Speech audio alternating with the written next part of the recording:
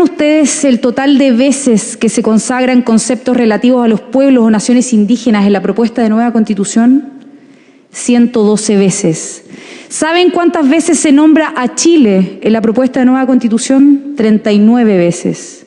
¿Cuántas veces se nombra siquiera a los chilenos o chilenas? 6 veces, solo 6.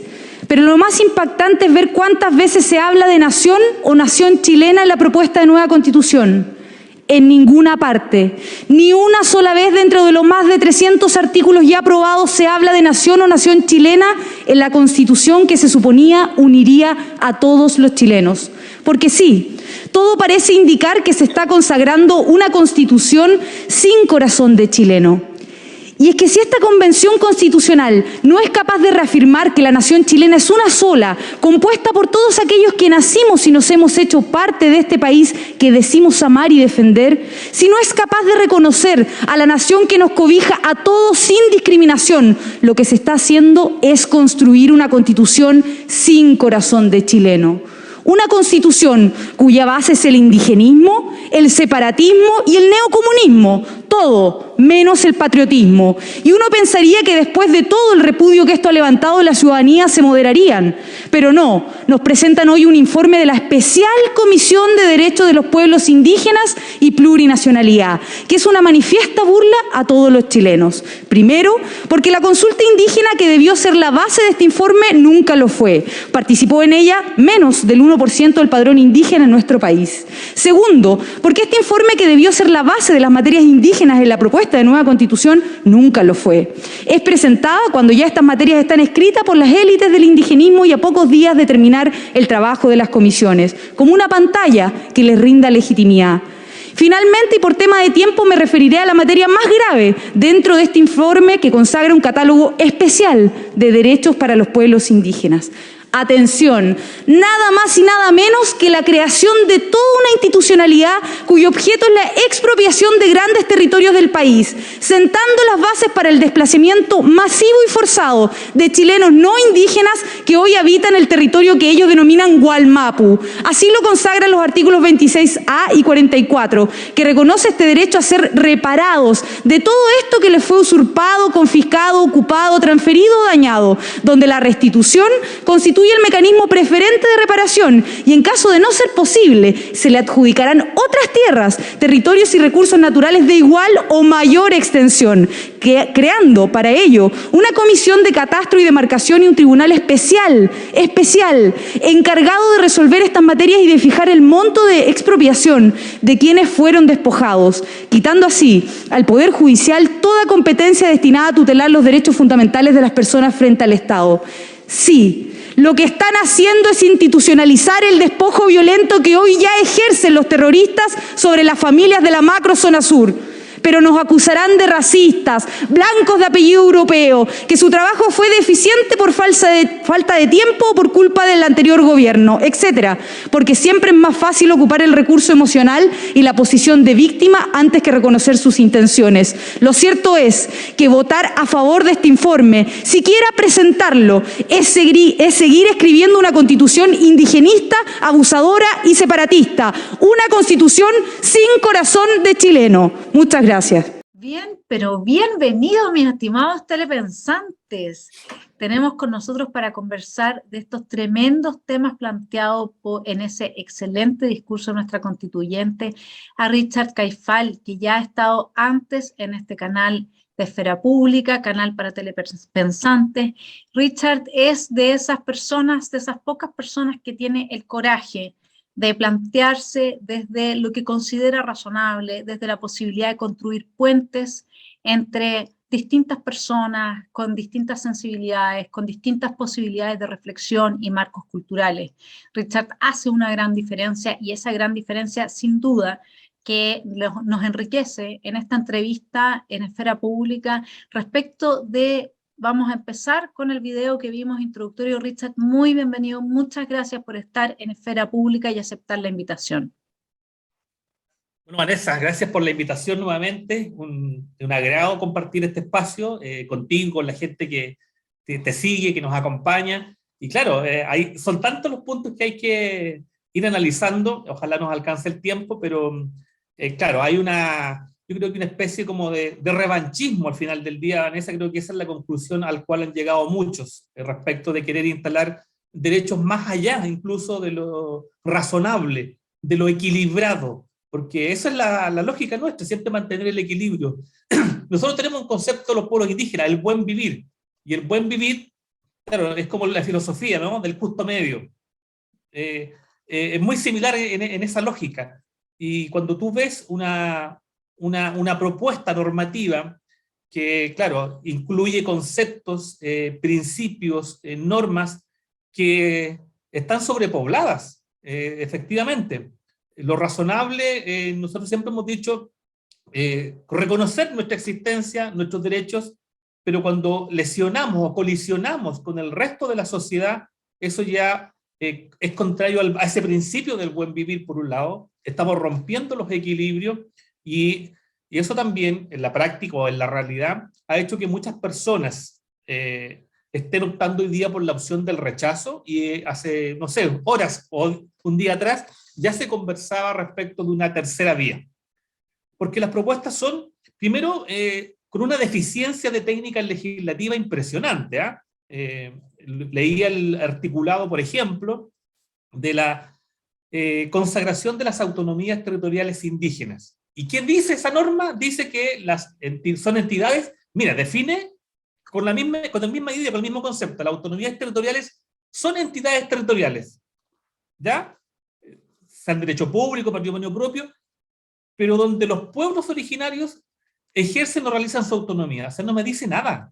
Esa definición no dice absolutamente nada.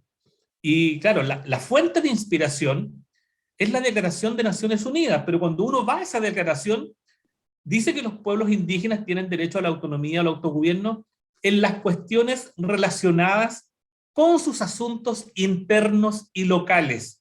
No es un estadio abierto, no es una hoja en blanco para las autonomías, como primera cosa, digamos, sino que establece los límites y los alcances, de toda lógica, de todo sentido común, establecer tus derechos, pero correlativamente tus obligaciones. No es, como te decía, un espacio donde tú tienes toda la posibilidad, si de lo contrario no tendríamos ningún tipo de limitación, y estaría dando paso, así como está redactada la norma, a que el intérprete, la persona que va pasando por la calle, diga, bueno, esto me da a mí derecho de independencia también.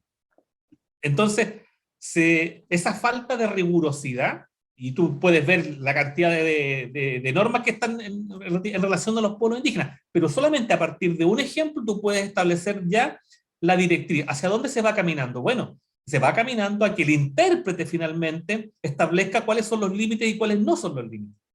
Y una constitución lo que hace es fijar precisamente el rayado de cancha. No te dice el detalle, pero sí te establece los principios hacia dónde hay que caminar, pero también cuáles son esos elementos que le dan sentido y armonía a toda la Constitución. Y ese sentido y armonía siempre está en relación al resto de la sociedad. Pues es una cuestión, como te digo, es tan básico la lógica de una Constitución, y a pesar de eso ya vamos como en 300 artículos, pasamos de los 140 y tantos a 300 artículos, pero que carecen de un sentido común y carecen de esa técnica legislativa tan importante para que las interpretaciones no sean caprichosas ni antojadizas, que es lo relevante también de este proceso hermenéutico que va a corresponder, no sé, por el día de mañana a la nueva generación. Así que por ahí quizás podríamos hincar el diente, o bien por el padrón electoral, que también hay harto que hay que revisar. Sí, a mí, yo lo que leo en esto, porque cuando uno oye a la constituyente decir, bueno, se menciona a los pueblos o naciones indígenas en la propuesta de nueva constitución 112 veces, y a Chile se lo nombra 39, 6 veces se nombra a los chilenos o chilenas. Ni una sola vez se habla de la nación chilena en este articulado de más de 300 artículos. A mí, la verdad, Richard, es que primero quiero explicarle a los telepensantes algo que es fundamental. O sea, cuando se está diseñando una constitución de esta índole, que como bien dice Richard, que recordemos es abogado, o sea, sabe también de lo que está hablando, rompe con los equilibrios sociales del buen vivir. Entonces, y de una forma tan radical, porque acá no es que se esté diciendo, bueno, vamos a tener, digamos, a presencia de, qué sé yo, miembros de pueblos originarios en tales o cuales instituciones, organizaciones estatales, etcétera, que podría ser perfectamente legítimo e incluso aportar muchísimo, ¿no? Porque fuese despolitizado. Acá, a mí lo que me preocupa, no sé cómo lo ves tú, es que esto puede ser una declaración de guerra en contra de los pueblos originarios. Porque si es que se llegase a aprobar una constitución de esta índole, y quienes hoy día, que como bien mencionabas tú, a partir del padrón electoral, el 80%, ¿no es cierto?, de la votación indígena no fue por las élites que hoy día, las personas que se identifican como indígenas, no votaron por los escaños reservados, de aquellas élites que hoy día han producido este articulado de 300 y tantos artículos que en ninguna parte menciona la nación chilena. Entonces, esto puede terminarse encarnando, y Mochetti también lo ha planteado, y en este canal también lo hemos planteado, y es lo que preocupa muchísimo, en una especie de declaración de guerra encubierta. No sé si me explico. O sea, donde se vaya produciendo esta política de restitución de territorio y se vaya sacando a toda la gente, que además, ¿cómo las van? A mucha gente tiene un apellido indígena, otro no, ¿cómo los vas? Otros tuvieron abuelos, pero después no padres, ¿cómo los vas a dividir entre uno y otro? Es un caos de mucha agresividad, de mucha violencia, que justamente, como dice Christian Banken también en una carta que escribe recientemente, o sí, la escribe en revista Pauta, creo, él plantea que en el fondo los pueblos indígenas tienen normalmente una espiritualidad mucho más potente por el hecho de estar, y esto es de mi cosecha, el hecho de estar integrados de forma más diversa, no estar tan desintegrados de la realidad natural, del otro, por vivir en estas comunidades, etcétera. Entonces a mí me preocupa, no sé cómo tú lo ves eso, o sea, donde al chileno se le diga que por no ser indígena, no sé hasta qué grado, no tengo idea, porque eso también requiere un ministerio de la raza, pierde su propiedad, aquella propiedad en la que ha trabajado toda su vida, sus abuelos, etcétera, etcétera. Yo no sé si esto es como un incentivo para una guerra de todos contra todos, o cómo lo ves tú, cómo lo sientes tú cuando lees una cosa así. La realidad, bueno, está indicando primero lo que tú planteas de que hay una especie ya de evolución en esta animadversión hacia lo indígena. Y no era lo que se pretendía, digamos. Todo lo contrario, era reconocer un pasado que ha sido doloroso para nosotros, poder de alguna manera ir relacionándonos, reencontrándonos, pero también está lo que se plantea en el sentido de que no somos la realidad en blanco y negro. No es que los mapuches estén aquí y el resto de la sociedad estén en el otro bando. Los mapuches estamos de Arica a Punta Arenas, para empezar. Estamos en los servicios públicos, en los supermercados, en todas las esferas de la realidad. Y hay gente que tiene un apellido, otro que no tiene ninguno, pero igual se autoidentifica y que tiene su hijo que es no mapuche. O sea, todos los ejemplos caben allí. Entonces, claro, cuando se establece este tipo de normativa, ya sea del pluralismo jurídico, que también, valga señalar, que no tiene ningún tipo de elemento que fije su sentido o alcance, es bastante abierta la norma, está para interpretación, y escuchaba incluso hasta Fernando Paulsen equivocarse, fíjate. Paulsen decía, bueno, esto no está establecido para sanciones penales, pero no es que lo tenga que decir abiertamente, la norma ya lo consagró en el convenio 169, que se establecerán penas distintas al encarcelamiento. Entonces tú ya estás estableciendo una diferencia. Entonces, la gente que vive por tercera o cuarta generación en la región metropolitana, que yo te voy a recordar el dato, ¿te acuerdas? No sé si te lo dije, pero en la región tenemos 314.000 mapuches, y en la región metropolitana 614.000. O sea, es el doble de la población que está en la región metropolitana. Entonces, ¿cómo se legisla bajo esa lógica? ¿Cómo se legisla, por ejemplo, cuando el padrón mapuche es de 1.063.000 y la votación es de 236.000 personas? Esa es la realidad, digamos. Vámonos a la cifra. El padrón Aymara bordea los 75.000. Y si uno va analizando pueblo por pueblo, claro, entonces la incidencia es de 300 artículos versus 30, ¿cierto? Que hablan de del chileno, de la nación chilena, claro, pero entonces, claro, se produce un desequilibrio allí y es lo que nosotros estamos de alguna manera tratando de evidenciar, porque conocemos nuestra realidad. Pues. Cuando los representantes indígenas pretenden instalar, por ejemplo, la propiedad comunitaria, eso es descabellado. Eso ya se sale de toda lógica y realidad. No tiene ningún sentido. El 99 y fracción tenemos propiedad individual. Entonces, que los convencionales estén optando por la propiedad comunitaria quiere decir que no han entendido absolutamente nada de cómo vivimos nosotros. Sí, eso es brutal. No entender que yo, una persona que nací, me crié y que vivo, sé perfectamente qué es lo que ocurre en una comunidad indígena. Y ninguno aboga o pretende retroceder en el tiempo bajo la lógica de una propiedad comunitaria. Entonces, ¿de dónde sale esa idea de la propiedad colectiva? La verdad es que no me cabe en la cabeza, así de sencillo. Porque a mí no, yo no lo fui a leer, no me leía ni a Bengoa ni nada. Yo estoy viendo lo que ocurre en la realidad y tuve la oportunidad de recorrer la región completa. Entonces, yo sé de lo que ocurre, no sé, en Angol, de lo que ocurre en Loncoche, y entonces la propiedad privada es la lógica, lo cotidiano, lo real. Y cuando alguien sale con ese tipo de propuestas, no representa, no sé de dónde sacan esas iniciativas, y obviamente están estableciendo instituciones como el Tribunal de Restitución de Tierras que van a colisionar directamente con los derechos de terceras personas. Y además, están generando un incentivo, porque una cosa es la ley y otra cosa es el incentivo perverso que tú estableces. ¿Cierto? Porque animas al otro, alientas al otro para que haga una ocupación ilegal.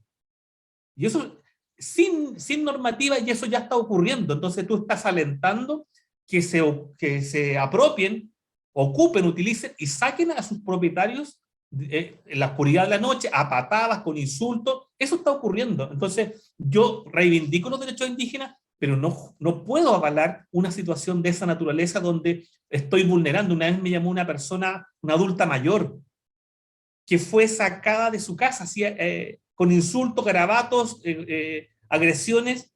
Entonces eso no. Todos los derechos tienen la limitación y esa limitación está dada por los derechos esenciales, la integridad, la vida. Entonces creo que cuando se establecen esos incentivos, estamos generando el escenario perfecto para la convulsión social. Y eso es lo que están planificando los convencionales, digamos, un escenario para la convulsión social. Sí, a mí me da esa misma impresión y me gustaría remarcar algo que acabas de decir. Tú acabas de decir que hay derechos que son fundamentales, a los cuales se sujetan los otros derechos. Y nosotros entendemos que el derecho a la vida es anterior a todos los demás derechos, porque una vez que te asesinaron no hay cómo restituir esa vida. Ese es el punto.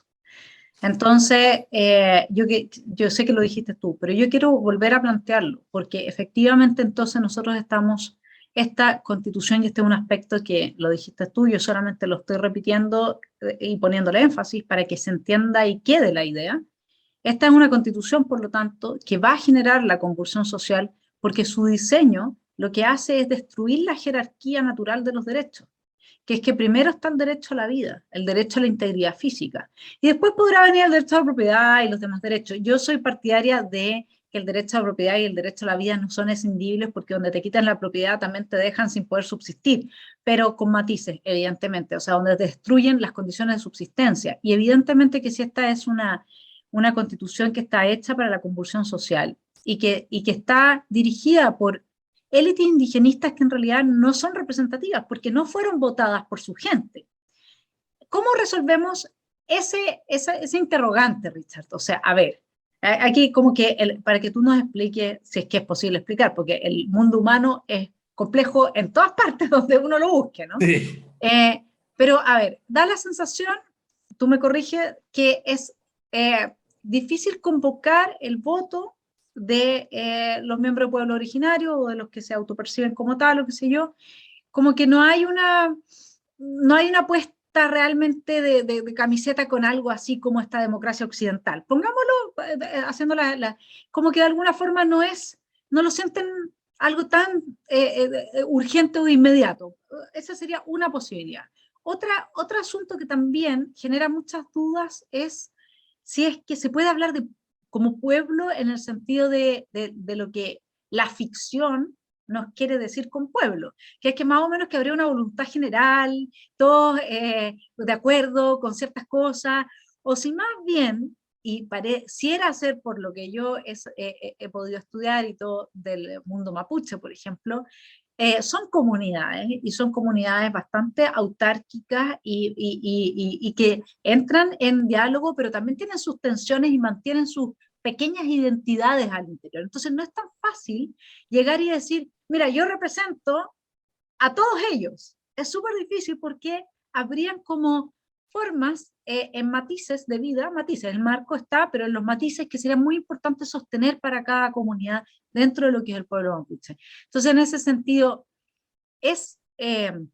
ahí se produce lo que tú estabas diciendo de la propiedad comunitaria, ¿no es cierto?, o de la propiedad individual. O sea, aquí hay una élite que está avanzando un proyecto que es comunista, bajo el disfraz indigenista, pero que va absolutamente en contra de lo que las comunidades viven y de cuál es su realidad y lo que aspiran. Entonces ahí, ¿cómo ves tú la relación entre esta propuesta constituyente y el mundo indígena que tú conoces? ¿Hay una alegría, hay un estar a favor, hay un acuerdo general de que esto era lo que querían y que al final, aunque no votaron por estos representantes, sí se sientan representados? ¿O más bien hay un desapego natural porque no son procesos que de alguna forma hagan tanto sentido en realidad?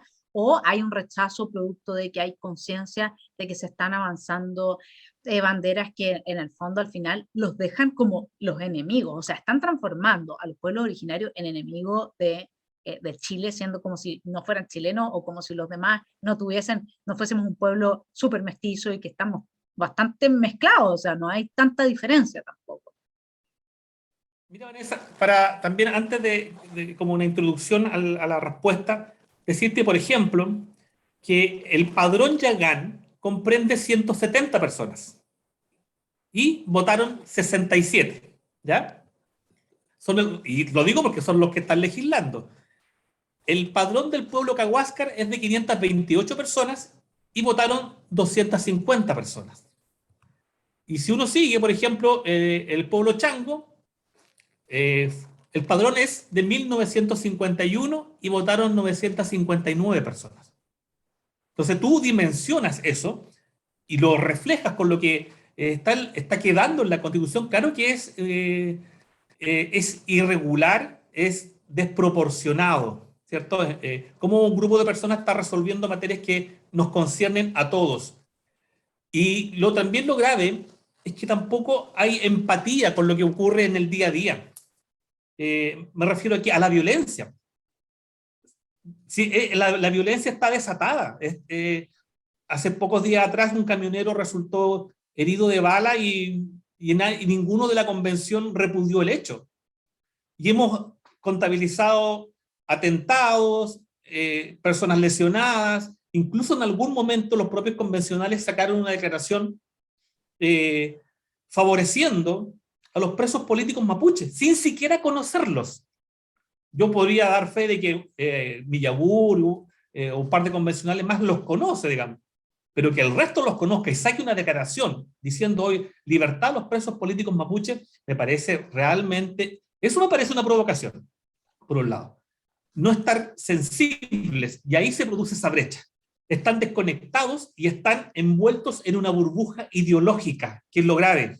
No están mirando la realidad, están en su burbuja ideológica y los que no estaban ideologizados, de algún modo, lograron atraerlos y hoy día, no sé, la misma representante de Cahuáscar, que no tenía nada que ver con nuestra realidad, hoy día aparecía afirmando en favor de los presos políticos mapuches. O sea, fueron atraídos por esa burbuja ideológica, encapsulados. Y los que no, de alguna manera, son coincidentes con esa postura, o los funan, o los agreden, porque también han ocurrido amenazas de muerte al interior de la convención. O sea, tenemos el peor de los escenarios.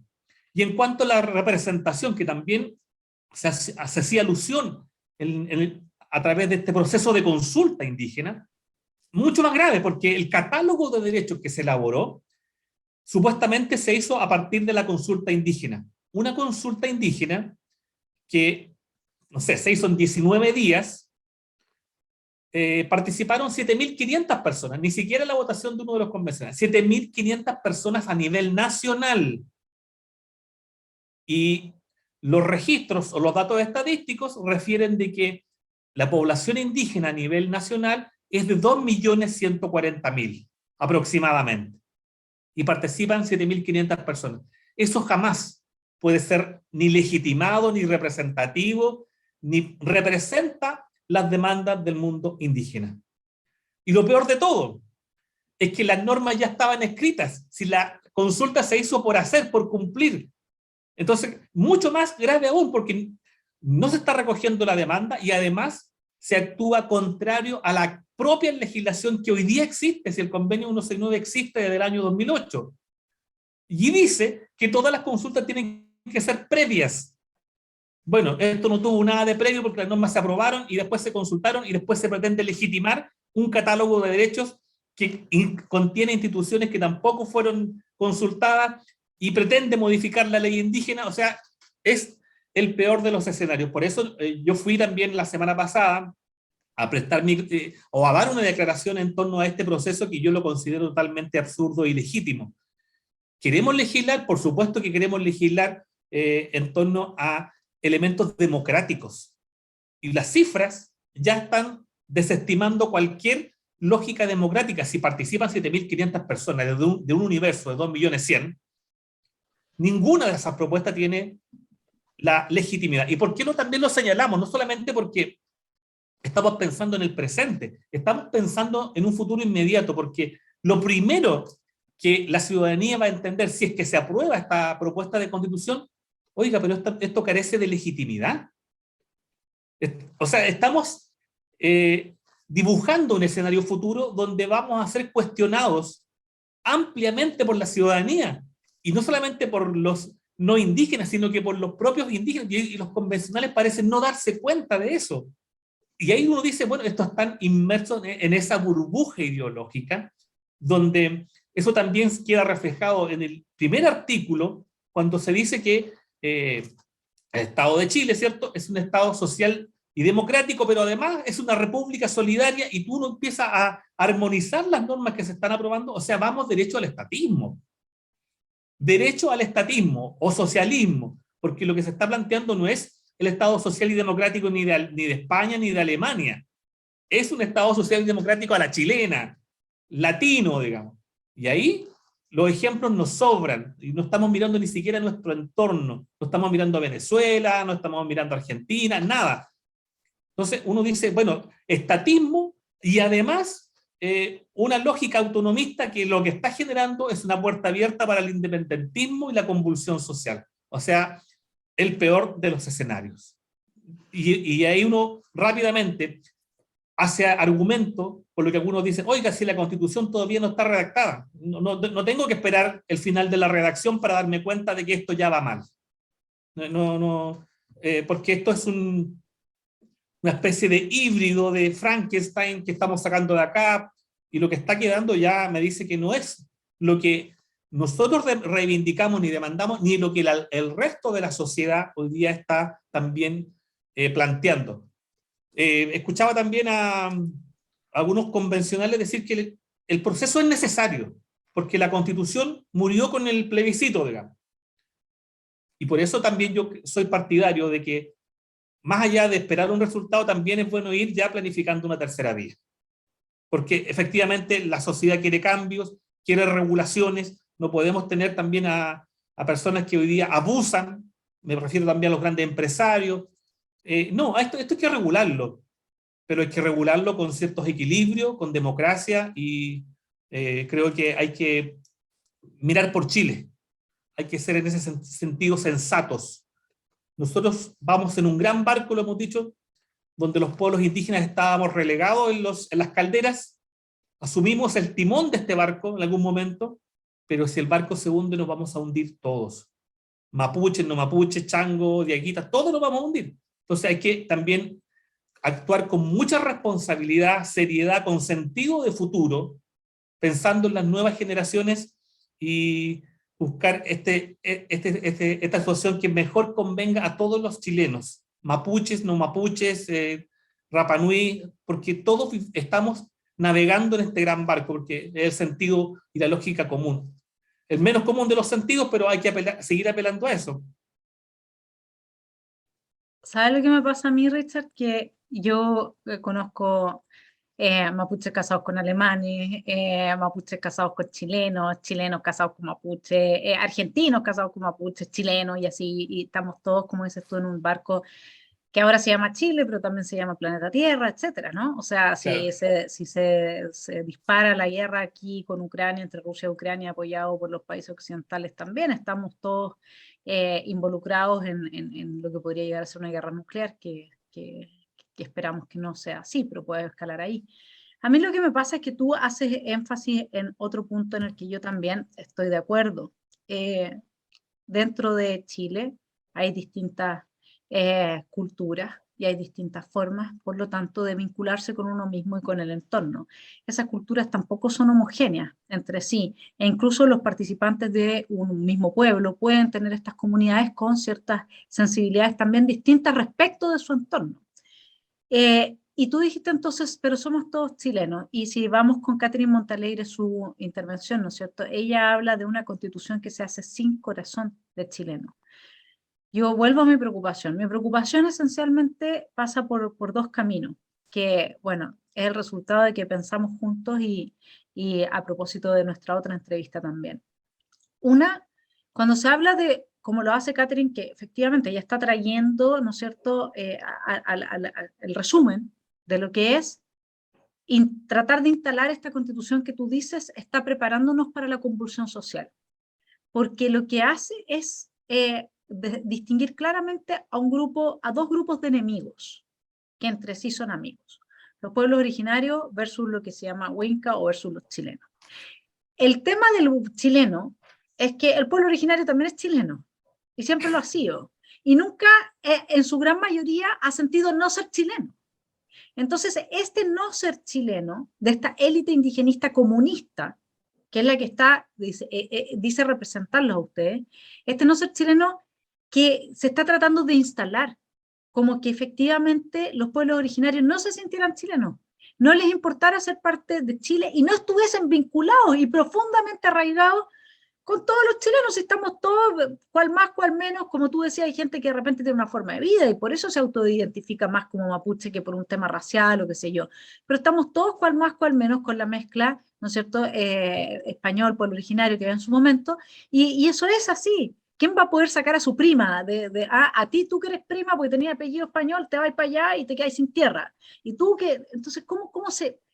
El punto es que se está diseñando, entonces esta constituyente, a mí lo que me preocupa es que se termine de instalar la idea de que los pueblos originarios no tienen corazón de chileno, cuando está clarísimo que sí. Me parece que tu voz es fundamental, justamente en este punto, además de muchos otros, pero en este punto que tiene que ver con que estamos todos en ese buque y que todos tenemos ese corazón que compartimos. Y ahí a mí me parece que hay un trabajo importante que hacer, que salgan más voces, también a reclamar y a decir, a nosotros no nos pueden decir que no tenemos corazón de chileno. Una cosa es que tengamos cierta cultura específicamente con determinadas características, pero compartimos muchas cosas como chilenos, que también es cultura si lo comparas con los argentinos o con los brasileros, ¿no es cierto? Y el otro punto que a mí me preocupa también es la extrañeza que causa, no sé cómo lo lees tú. Tú mismo estabas hablando ahora de una de las representantes de pueblo originario que al principio no estaba con el tema de los presos políticos y luego sí, que hay amenazas, que hay miedo al interior de la convención, que los mismos convencionales están asustados, y lo que se avanza definitivamente es muy coherente con la realidad de Temucuicui. Lo que se avanza es, al menos esa es la sensación que da, te lo pregunto a ti, ¿cuál es tu opinión?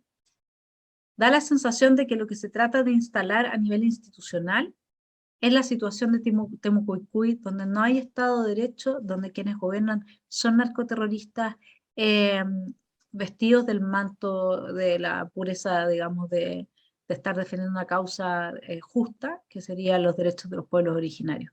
¿Cómo ves tú eso? Mira, para no solamente mapuchizar mi voz, que todo lo que digo lo hago desde el punto de vista mapuche, lo que estoy refiriendo también es por haber recogido insumos. Yo, junto a otras personas más, recorrimos el norte de Chile, ¿ya? No nos quedamos acá en la región de la Araucanía. Estuvimos en Arica, estuvimos en Iquique, estuvimos en Calama, San Pedro, Copiapó, La Serena, Coquimbo y Santiago. Y hace una semana atrás tuvimos un Zoom con unos dirigentes Coya y Aymara, y ellos hacían alusión a esta alma, ¿cierto? De que efectivamente ellos sí son chilenos, y me causó bastante más extrañeza cuando ellos dicen vamos a rechazar. No nos gusta lo que se está escribiendo el día de hoy. Entonces mi voz no es la que solamente representa lo que yo estoy diciendo, sino que porque los propios dirigentes también hacían alusión a esta Agenda 2030 que establece los lineamientos generales hacia dónde se quiere caminar para una lógica más socialista, digamos. Y los dirigentes lo tenían súper claro, porque además la realidad es otra. Si no vamos a comparar la realidad del pueblo aymara o los Coya, cuando ellos también tienen una lógica comercial de su existir. Ellos han estado relacionados con las grandes empresas, con las grandes mineras, tienen otra lógica, totalmente distinta a la nuestra. Y allí parte de los representantes Coya me hizo ver de que, si bien es cierto, la transhumancia apela a un derecho colectivo, porque hay que decirlo también, la transhumancia existe el día de hoy, no es una cosa extinta. Ellos apelan a un derecho colectivo, pero también añoran tener un espacio propio. Entonces, reafirmó la idea del derecho de propiedad individual. Entonces, cuando uno toma esas voces, va leyendo lo que se escribe y dice esto no coincide, esto no es real. Incluso cuando uno saca la experiencia internacional, se intenta potenciar la unidad, no la división. Y un ejemplo evidente también de aquello es lo que refiere la Constitución de España, porque si bien es cierto, hay una consagración de las nacionalidades o las autonomías regionales, pero también se intenta, en la primera frase de la norma, hablar de la nación española. Fue distinto. Ellos primero nacieron como distintos grupos o distintas naciones para ir a la conformación de un Estado. Nosotros fue al revés, ¿cierto? Se forma el Estado y se pretende crear la nación chilena. Pero aún así, yo creo hoy día que es necesario apuntar esa unidad, más allá de nuestro origen, ya sea mapuche, aymara, Rapa Nui, porque es lo que nos va a dar la fortaleza, nos va a dar el sentido de unidad, el sentido de cohesión social.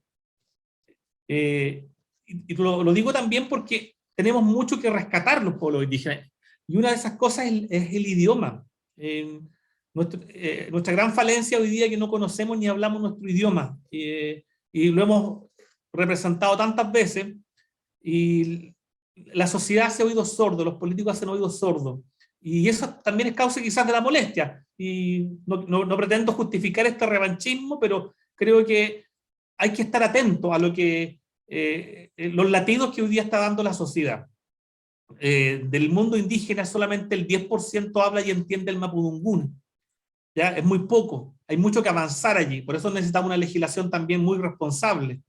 Otro 10% solo lo entiende, y el 80% no habla ni entiende el mapudungún. Es una realidad triste.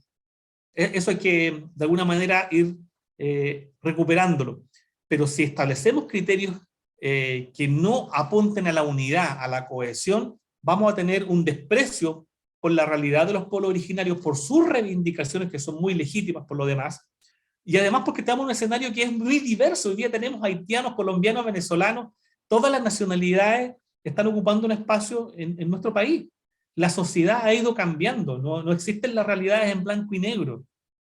Hay que apuntar a todo ese multicolor de realidades, de culturas, de sabores, de olores. Santiago cambió. No es el mismo Santiago de hace 10 años atrás. ¿Por qué? Porque claro, nos guste o no, la realidad nos dice que hay hoy día inmigrantes, gente que viene de otras latitudes, etcétera, etcétera. Entonces la legislación tiene que comprender eso, pero apuntando con un sentido de unidad, de cohesión para nuestro progreso. Pero si estamos estableciendo, además, por otro lado, queremos financiar todo esto, que además es una realidad. O sea, yo por decreto no te mejoro tu realidad económica. Esto requiere impulso privado. Si la Constitución de Venezuela igual garantiza el derecho a la vivienda, ¿cierto? Pero esto hay que financiarlo.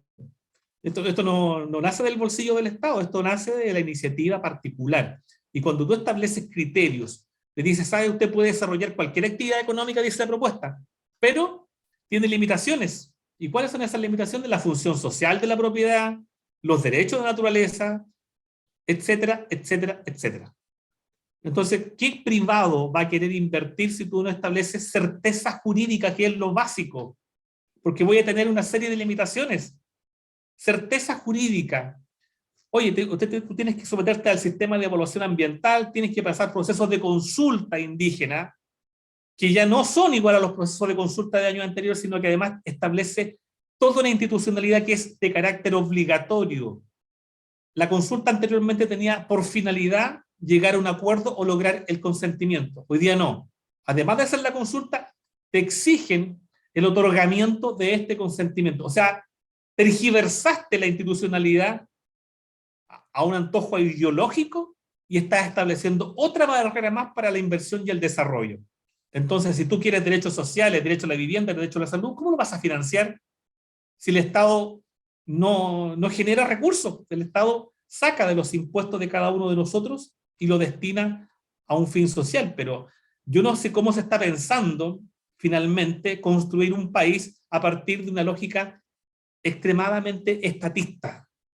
Realmente no, los números ya desde aquí no me calzan. Entonces, realmente esa desconexión para mí es brutal. No entiendo dónde sacan toda esa cantidad de ideas que implican un retroceso y no mirar hacia el futuro. Estoy absolutamente de acuerdo. Fuera, Richard, en lo que nos queda de tiempo, de que compartimos un espacio común, de que tenemos una historia común y muchas relaciones afectivas, humanas, comunes.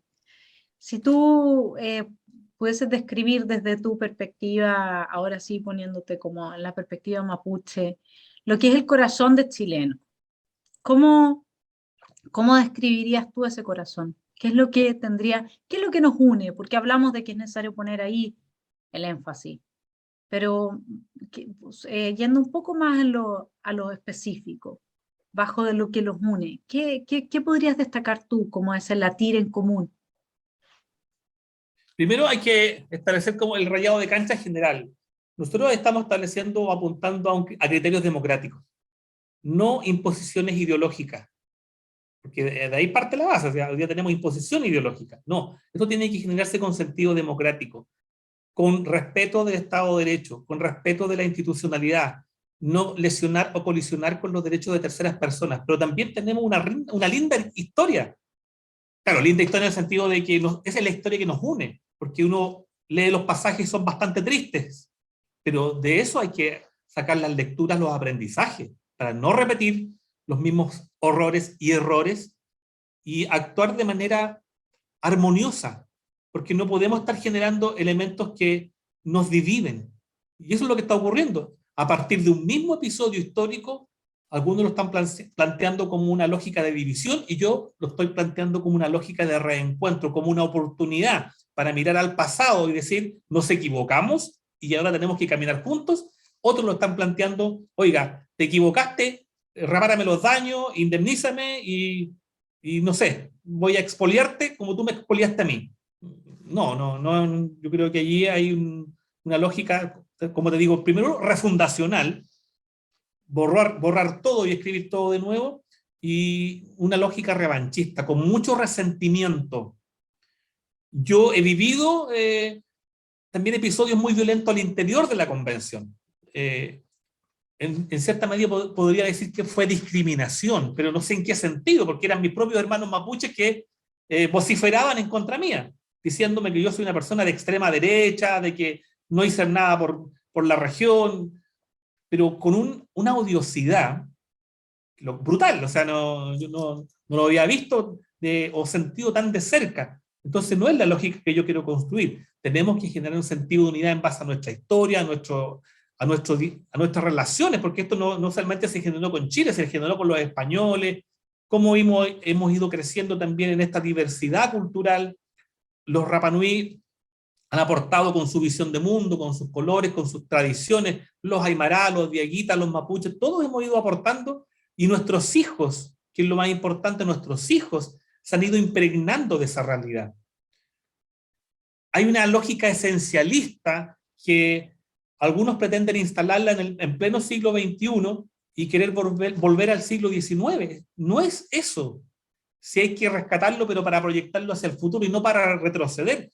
Ese esencialismo culturalista a mí me preocupa, porque pretenden generar una realidad muy polarizada, en blanco y negro, y que no aporta hacia el futuro. Yo soy partidario, por ejemplo, de establecer una institucionalidad, por ejemplo, digamos, que proteja el medio ambiente, pero ir ya derechamente a establecer derechos para la naturaleza, creo que es ir un paso que genera mucha división, mucha convulsión, que no aporta al desarrollo, que no aporta al progreso, y a mí me interesa que las futuras generaciones amen su historia, amen a lo que significa ser mapuche o lo que significa ser Rapa Nui, pero que también estén pensando en el desarrollo de sus propios hijos. Esto requiere mucha responsabilidad y seriedad. Hay elementos comunes que nos pueden ayudar para ir tejiendo, para ir hilando un nuevo tejido social en nuestra diversidad. Pues eso es lo rico, no somos un país homogéneo, somos diversos. La geografía también es diversa, así como es la geografía de Chile, somos nosotros. Pero hay que darle ese sentido de unidad, hay que impulsarlo, promoverlo, y no dejar que estos grupos ideologizados nos dividen, o estén apostando a una decisión, una balcanización. Creo que no es la lógica que el resto de la sociedad espera de nosotros, todo lo contrario. Sí, yo estoy de acuerdo contigo a lo que tendría que agregar, que es curioso, ¿no? Que habiendo sido electos personas que suponía que eran ciudadanos de a pie, que no tenían carreras políticas, la gran mayoría de ellos, que venían de diversos orígenes, etcétera, hayan terminado en su gran mayoría como bancada apoyando un proyecto de constitución que transforma a Chile en una serie de estados autónomos entre sí, independientes entre sí, es decir, destruye el país. Y sobre todo teniendo los dos problemas que tenemos por el norte, con la pobre gente que tiene que emigrar del socialismo que aquí se quiere instalar, que esto se hace emulando la constitución venezolana, emulando el proceso venezolano, y lo dicen explícitamente en la convención. Entonces no es que lo estén escondiendo, están emulando a un país que hoy día sufre una de las crisis migratorias más importantes, producto de lo que nos quieren instalar acá.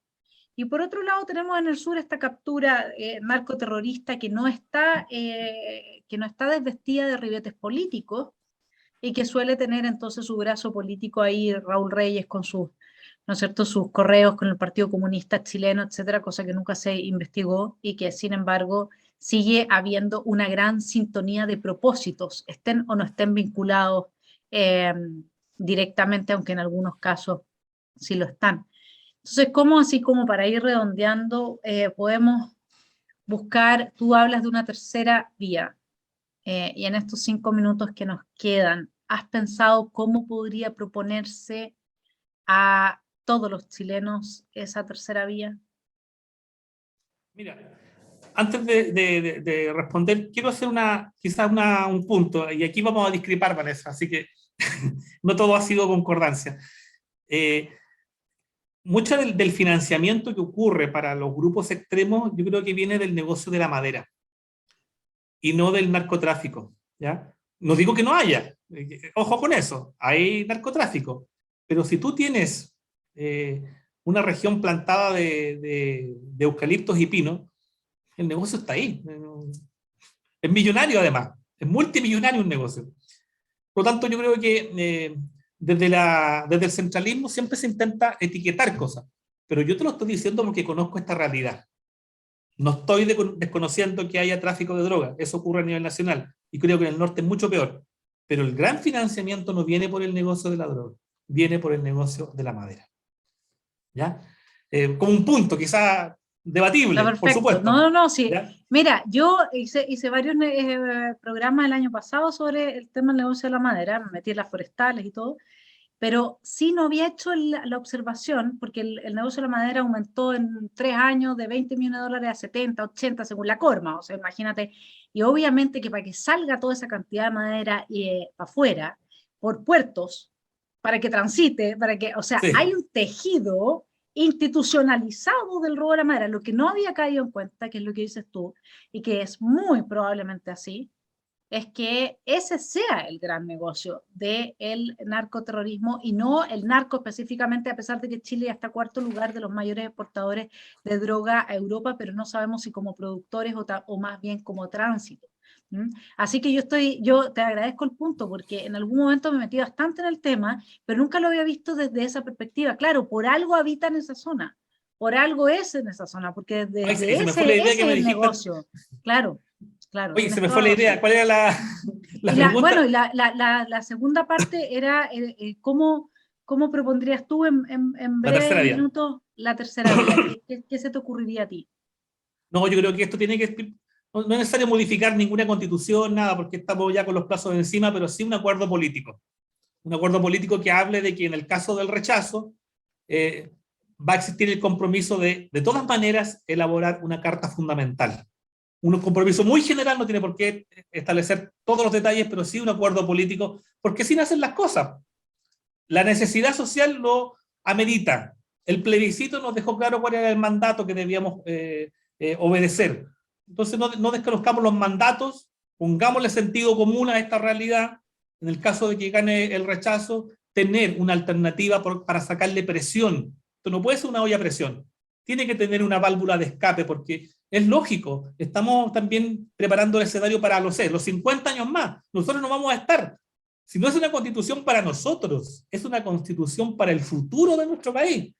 Por eso el sentido de responsabilidad del cual he hecho alusión tiene que impregnar el trabajo de los legisladores o de los convencionales, porque no estamos legislando para nosotros, estamos legislando para el futuro, para que a 50, 100 años más digan, fue una constitución criteriosa, respetuosa, inclusiva, democrática, y que dio cuenta de la realidad que en ese instante existía en nuestro país. No una imposición ideológica llena de sesgos, llena de arbitrariedades, de normas poco claras, con incerteza jurídica, no. Chile tiene que proyectarse con una lógica del futuro, con desarrollo, con inclusión, respeto al otro, respeto a las diversidades, etcétera, etcétera. Pero un acuerdo macro lo establecería y canalizaría de muy buena manera el sentimiento, creo, de gran parte de nuestro país.